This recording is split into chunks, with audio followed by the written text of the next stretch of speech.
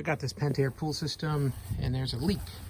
You can see all this bacteria, algae in this wet area. It's been wet for a long time.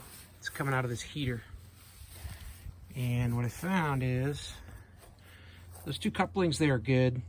They're dry, but the drain plug, and I think the O-ring on the drain plug is just about 5 years old and it's cracked and it's old, and that's where it's leaking out of.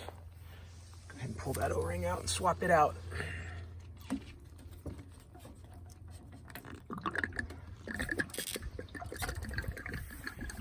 And you can see this O-ring that it comes with. It's white, and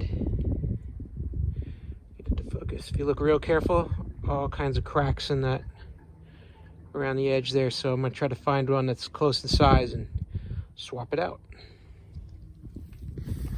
Here I've got one of these kits you can get on Amazon. It's got all kinds of sizes. Try to find one that's close. It's probably this number 12 here. Get this old one off here.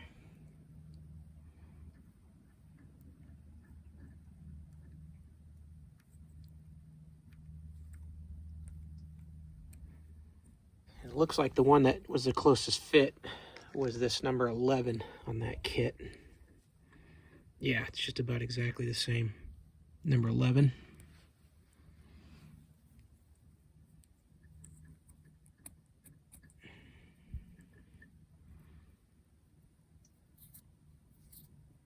All right, put a little bit of silicone on this and then we'll put it back on.